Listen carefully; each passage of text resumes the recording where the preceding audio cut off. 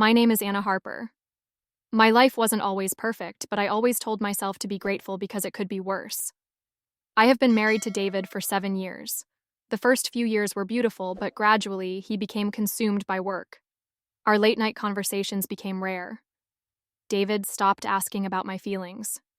He came home late, sat silently in front of the TV, and it made me feel like a ghost in my own home. I did everything I could to rekindle our marriage. Romantic dinners, short getaways, I suggested. But everything felt like a one-sided effort. David had a son from his previous marriage, Ethan Walker. He was a senior in college, majoring in psychology, and would often come home for school breaks. The first time I met Ethan, I remember thinking he seemed distant, quiet, and reserved. But gradually, he changed. When we spent time together, he always listened to me attentively and genuinely cared about what I said. It was strange and comforting. One day, David went on a 3-day business trip to New York. I thought I would have a few quiet days at home alone. But when the doorbell rang that afternoon, I was surprised to see Ethan standing there with a small smile. "Dad's on a business trip, right? I just got back from school and thought I'd see him." "David's not home, but you can come in." Ethan stepped inside, his eyes filled with warmth. He was carrying a small suitcase, planning to stay for a few weeks. That evening, we decided to cook dinner together. I lost count of how many times I laughed as Ethan humorously shared stories about school. In that moment, the kitchen lit up with laughter, as if I had been given a chance to relive my youth. Everything felt natural until I noticed Ethan watching me. At first, I thought it was just a coincidence, but then his gaze became different, something I couldn't quite name. After dinner, we moved to the living room and put on a comedy movie. Ethan sat just a few steps away from me, but I could feel his eyes glancing at me every now and then. It made me feel both uncomfortable and strangely comforted. The movie ended, but I didn't remember anything about it because my mind was completely elsewhere. We continued talking, and I found myself opening up more than ever before. I told Ethan about my forgotten dreams, about the days I felt lost in my own home. "I understand that feeling," Ethan said softly. "Dad has never been the open type. Even though he always said he loved me, I never really felt connected to him." His words hit me like a wave. Suddenly, I realized that I wasn't the only one who felt lonely in this family. Ethan was just as lost as I was. The space between us grew quiet for a long time. I stood up, trying to ease the tension in the room. "It's late. You should get some rest. We'll have plenty of time to talk tomorrow." Ethan looked at me, his eyes deep and sincere. "Talking to you feels so easy. I've never felt like this with anyone before." My heart tightened at his words. I nodded and forced a smile. "I'm glad you're here too." Ethan smiled gently, then stood up. "Good night, Anna." I stood in the living room, watching his figure disappear down the hallway. That night, I couldn't sleep. Not because of Ethan's presence in the house, but because of the strange and dangerous emotions growing inside me. The next morning, everything seemed to return to normal. I prepared breakfast like usual, and Ethan walked into the kitchen with a bright smile on his face. "It's such a beautiful morning, isn't it, Anna?" I nodded slightly, trying to hide the unease in my heart. We ate breakfast in silence, but no matter how hard I tried, I couldn't ignore his presence. The entire day, we kept an invisible distance. I kept myself busy cleaning the house and reading to fill the empty hours. But now and then, I could feel Ethan's gaze following me. In the evening, while I was watching the news, Ethan came downstairs and asked, "Anna, the house feels a bit stuffy. Do you want to get some fresh air?" I hesitated, but eventually agreed. The cool night air always helped me feel more at ease. We stepped out onto the porch and sat on the familiar wooden bench. The stars sparkled in the sky, and the soft glow of distant streetlights painted a scene of quiet serenity. "Boston is so peaceful at night," I said softly, breaking the silence. Ethan leaned back on the bench, taking a deep breath as if trying to soak in the moment. He turned to look at me, his eyes deep and filled with something indescribable. Being here, I always feel safe and warm. And that's because of you, Anna. My heart skipped a beat. I didn't know what to say, so I just stared ahead in silence. I know I probably shouldn't say this, but I can't hide it anymore. Ethan's voice was low, sincere. Your presence in my life means more to me than you could ever imagine. I froze. His words made it hard to breathe. I could feel my heart pounding as if it were about to burst from my chest. Ethan, you shouldn't. Ethan interrupted me, his gaze steady but laced with sadness. I know this is wrong, but I can't ignore what I really feel inside. I stood up abruptly, my mind swirling with conflicting thoughts. I turned my back to him, trying to steady my nerves. We need to stop this, Ethan. I'm David's wife. We can't keep doing this. Ethan let out a deep sigh, his eyes slowly drifting away from me. I understand, but I just want you to know. I'll always treasure these moments. He took a step back as if to create more distance between us. I didn't respond and walked quickly back into the house, my heart more unsettled than ever. That night I could barely sleep. Ethan's words kept playing over and over in my head, like a tape stuck on repeat. Your presence means more than anything. The next morning, Ethan acted completely normal, as if the conversation from the night before had never happened. But I knew that, deep inside, for both of us, a boundary had already been crossed. When David returned from his business trip that evening, an invisible weight seemed to settle over the house. He stepped in with his usual briefcase and gave me a tired smile. I'm home. You're back earlier than I expected, I said, trying to sound as calm as possible. David walked into the kitchen, and when he saw Ethan sipping coffee, his eyes flickered with a trace of suspicion. You two had fun while I was gone? David's tone was casual, but there was a hint of something beneath it. Just normal, I answered quickly, keeping my tone even. David glanced between us for a moment, then gave a faint smile. Good. I felt a wave of dread wash over me. David was starting to notice. A vague fear began to take root inside me. I knew that this fragile piece was going to shatter. It was only a matter of time. That night, David mentioned he had an urgent meeting with a client and would be back late. The house felt eerily quiet once he left. I stood alone in the living room, my heart heavy. Every time David left, the emotional distance between us seemed to grow wider. Anna, Ethan's familiar voice called softly from behind me, making me startle. I turned around and saw him standing there, his eyes holding something I wasn't ready to hear. We need to talk. I nodded numbly. Ethan stepped closer and spoke gently. Let's walk around the garden for a bit. I hesitated, but eventually followed him outside. The night air was cool, but my chest felt hot. We sat down on the long bench together, close enough that I could feel his warmth next to me. Ethan remained silent for a long time before speaking, his voice soft like a breeze. There are feelings. The more we try to suppress them, the harder they are to ignore. I turned to look at him, ready to protest, but those sincere, shimmering eyes seemed to read my soul. My breathing grew heavier. Ethan, we shouldn't be doing this. I tried to keep my voice steady, but it trembled so much that I even surprised myself. Ethan moved a little closer, his eyes gentle and pleading. I don't want to hurt you, but these feelings are real, and I can't keep pretending they're not. He reached out and gently touched my hand, and when our skin met, a spark of electricity coursed through my body. It was just a light touch, but it carried the weight of all the emotions we'd both kept buried for so long. I tried to pull my hand away, but Ethan didn't let go immediately. I've never felt this way about anyone else. I just want you to know. I treasure every second I spend with you.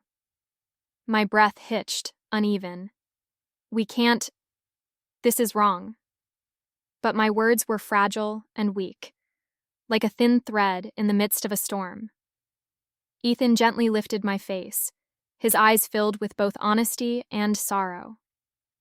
If this is wrong, why does being with you make me feel so happy? In that moment, my rational mind screamed at me to push him away and walk back into the house. But my heart clung desperately to the moment. When his lips brushed softly against mine, the world seemed to stop. The kiss was tender, yet intense, as if we were both trying to make up for the loneliness we'd felt for so long. My heart pounded like it would burst, and Ethan's breath melded with mine, becoming one rhythm. His hand slid gently down to my waist, and I could feel the slight tremble in his touch. But instead of feeling scared, I felt enveloped in a peaceful, comforting warmth. I closed my eyes and surrendered to that fleeting moment, letting go of my fragile resistance. We sat close together, our breaths intertwined, our heartbeats syncing as one. I felt safe in his embrace, a warmth I hadn't felt in such a long time. But then, as if pulled back by reality, I reluctantly pulled away from his arms. "No, Ethan, we can't keep doing this." My voice broke, barely more than a whisper. He lowered his head but didn't let go of my hand right away. "You can lie to yourself, but your eyes tell a different story. Do you know how strong you've had to be, living with that loneliness?" I took a deep breath, trying to stop the tears that threatened to fall. "Ethan, I've already crossed the line." I couldn't stay there another second. I stood up and hurried back into the house, closing the door behind me as if I wanted to shut out the whole world. I heard his quiet voice behind me. "No matter what, I just want you to be happy." I leaned against the door, my chest rising and falling as I struggled to catch my breath.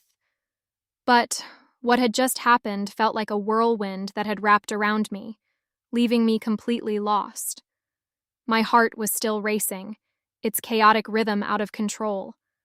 The warmth of Ethan's kiss lingered on my skin, and no matter how much I tried to deny it, the truth was, I wasn't afraid. I felt like I had stepped through a door I could never go back through. I slowly walked to the living room and sat down on the familiar couch, burying my face in my hands. Ethan's words echoed in my mind like an unending whisper. If this is wrong, why does being with you make me feel so happy? Those words pierced through the thin armor I had built around myself for so long. Happy? How long had it been since I'd felt truly happy? When had the warmth in my marriage with David become such a distant memory? I sighed, searching for a reason to convince myself that everything was just a misunderstanding. But my heart, my selfish heart, had quietly betrayed my mind long ago. The sound of footsteps in the hallway made me jump. Ethan stood there, his eyes filled with a mix of tenderness and worry. My heart felt like it was being squeezed when I saw his gaze. "Anna." His voice was soft, almost a whisper, as if he was afraid of shattering the fragile silence. I wanted to tell him to go back to his room, but I couldn't form the words. Ethan walked slowly toward me, and before I could react, he sat down beside me. The space between us was so close that I could feel his warm scent, a scent both familiar and strange, like a tender memory I had forgotten for so long.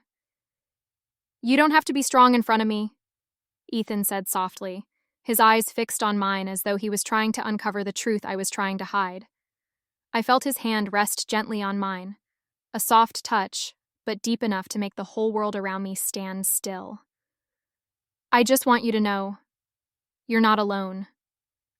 I looked up, my eyes meeting his gentle gaze. In that moment, I forgot who I was or what I was supposed to do. I only knew that his presence filled every empty space inside me. I took a small breath, but my chest felt tight. His lips moved closer again, and before I could stop it, we were lost in that kiss once more. Sweet, deep, and full of longing. I couldn't even recognize how far I had let myself go. Ethan's warm breath brushed against my cheek, his heartbeat thrumming close to mine like an enchanting melody.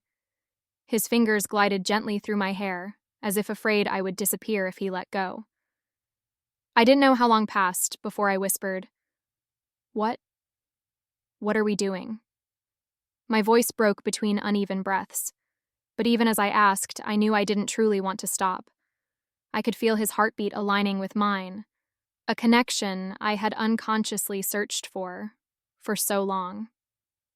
Ethan held my shoulders, his eyes shimmering as though he wanted to tell me something without words. "I don't want to hurt you. I just want you to be happy. Truly happy." His words cut through me like a blade. I wanted to argue, to deny the feelings surging inside me, but all I could do was close my eyes and surrender to the warmth surrounding me. In that moment, I no longer knew what was right or wrong. I only knew my heart was beating for someone else, not the husband I had been married to for 7 years. Time seemed to stop as we sat there, letting the most honest emotions flow between each breath. The fragile line between reason and heart had completely disappeared, and there was no turning back.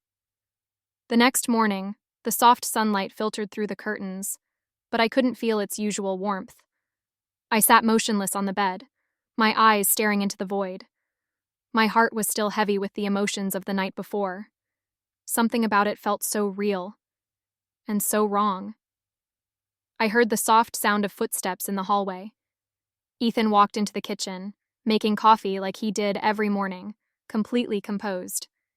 Yet every small gesture of his stirred an unease inside me that I couldn't hide. I stepped out of my room, trying to act natural as I sat across from him at the table. He looked up at me and gave me a gentle smile. "Good morning, Anna." My heart tightened at the sound of his warm voice, but I only nodded, avoiding his gaze. I picked up the coffee cup, but couldn't bring myself to drink. My mind swirled with 1,000 questions. What have I done? Why didn't I stop this? How am I supposed to face the truth now? Ethan didn't say anything more, but I could feel his kind yet worried eyes watching me. "Are you okay?" he asked softly. I took a deep breath and nodded. "Yes, it's just, everything feels overwhelming right now." He set his coffee cup down and leaned slightly forward, his eyes full of sincerity, as if trying to break through every wall I had built around myself. "I don't want you to worry or regret what happened. I just want you to know that I'm here, and I'll always be here." I bit my lip to keep from crying. His words were warm, but dangerous. I couldn't let myself spiral further into these feelings, yet trying to forget them hurt even more. We sat in silence for a long time, neither of us saying a word. Outside the window, the sounds of traffic began to hum as Boston woke up. But inside the kitchen, time seemed to stand still, trapping me in a loop of guilt and overwhelming emotions. I stood up to rinse my cup, but Ethan gently caught my wrist. "Anna, don't avoid me. I don't want you to bear this alone." That touch made me freeze. It was so warm that I wanted to stay in it forever, but my rational mind sounded an alarm. I pulled my hand back and looked into his eyes with fragile resolve. "I need some space. Some time to think, Ethan." Ethan gave a small nod, disappointment flickering in his eyes, but he respected my request. That afternoon, David returned from his business trip. I heard the front door open and his footsteps echo through the living room.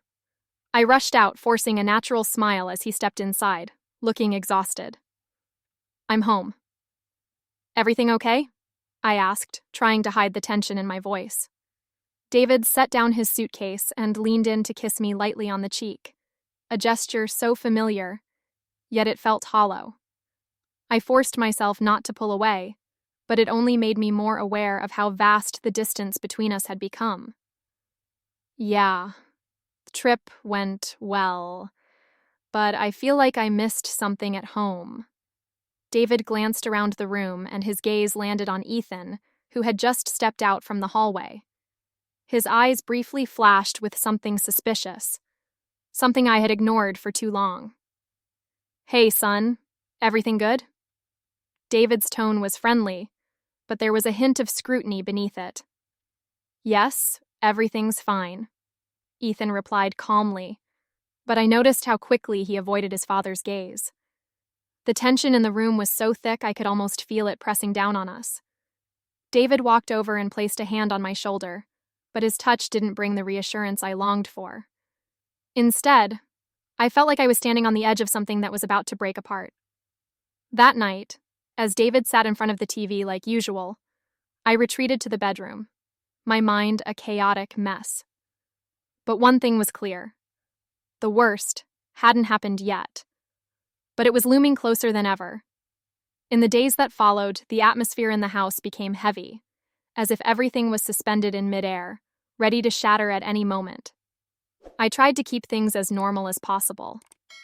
I woke up early, prepared breakfast, and cleaned the house like a machine running on autopilot.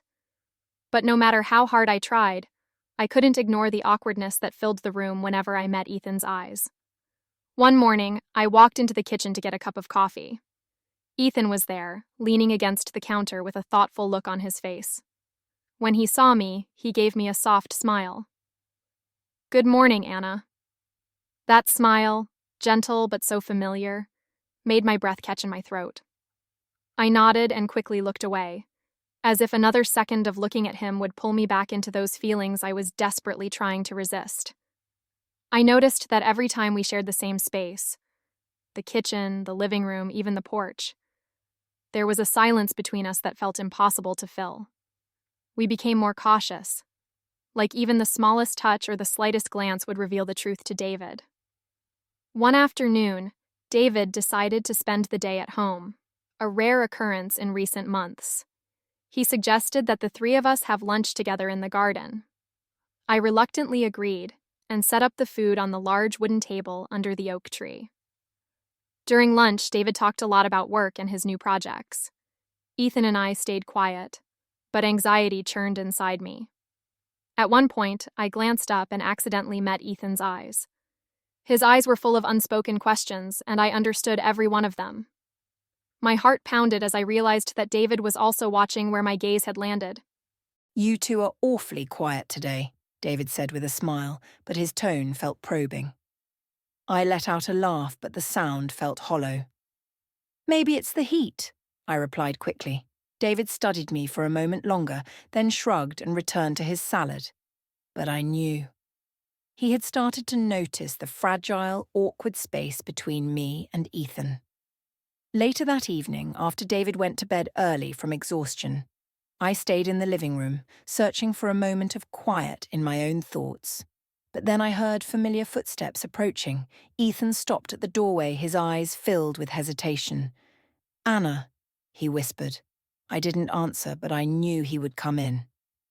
Ethan walked over and sat down beside me. We sat in silence in the dim room, the only light coming from the small lamp that cast a soft glow, making the shadows dance across the walls. "I'm sorry." Ethan's voice was hoarse with emotion. "I know. Everything has crossed the line." I couldn't look at him, but the pain in my heart was sharper than I could ever describe. I shook my head slightly. "It's not just your fault, Ethan. It's mine too." We sat there, lost in the murky space between right and wrong, between love and guilt. Day after day passed in awkward silence and inner turmoil, as if we had trapped ourselves in a maze with no way out. And I knew this fragile calm couldn't last forever. Sooner or later, everything would shatter like a thin sheet of glass under unbearable pressure. I felt like I was living inside a glass box. Everything outside was still and quiet, but inside, my emotions were suffocating me.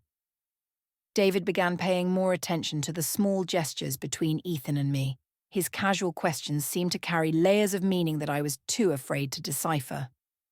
That evening, David unexpectedly cancelled an important meeting to have dinner at home with Ethan and me. We sat around the table, but instead of warm family togetherness, an invisible tension loomed over everything. David set his knife down on the table, his eyes moving slowly from me to Ethan. "Anna, is there something you want to tell me?" I froze, my whole body going rigid. What do you mean? David didn't answer right away. He stared at me, then shifted his gaze to Ethan. What about you, Ethan? Both of you have been oddly quiet ever since I got home. The room seemed frozen in time. Ethan placed his glass down and stood up, his eyes locked on his father. You've always ignored everything until it's too late. David's eyebrows raised, his discomfort and frustration plain on his face. What are you talking about, Ethan? Ethan's voice shook with emotion. You never noticed, or cared, how much Anna tried to save this marriage. My heart clenched. David sprang to his feet, his eyes filled with anger and pain. And what about you? Do you think you have the right to judge your parents' marriage? Ethan looked at David unwavering. No, I don't, but I know exactly how lonely she's been. Because I've felt it too. Ethan's words struck like a dagger through the truth I had been trying so hard to hide. David stood motionless, as if he had finally understood the full meaning of the awkwardness between Ethan and me. I stood up, my voice trembling but firm. Stop it, both of you. David turned to me, his eyes red with anguish. So it's true, isn't it? I saw the shattering in his gaze, a look I would never forget. Tears welled up and spilled over as I whispered, I never wanted this to happen, David. But I let things go too far. David took a deep breath, his shoulders sinking under the weight of disappointment and heartbreak. Ethan lowered his head, no longer defiant, only a young man who no longer knew how to regain his footing. Ethan packed his bags and left the house without saying another word.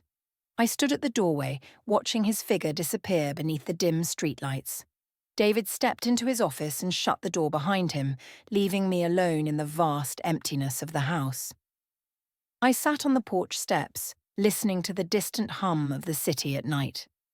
I had lost both of the men who mattered most in my life, the husband I once loved and the person who made me realize how lost I had become. The next morning, I sat on the front porch watching the first rays of sunlight break through the tree branches. I didn't know where I would go from here, but I knew one thing. I needed to find myself before I could begin again.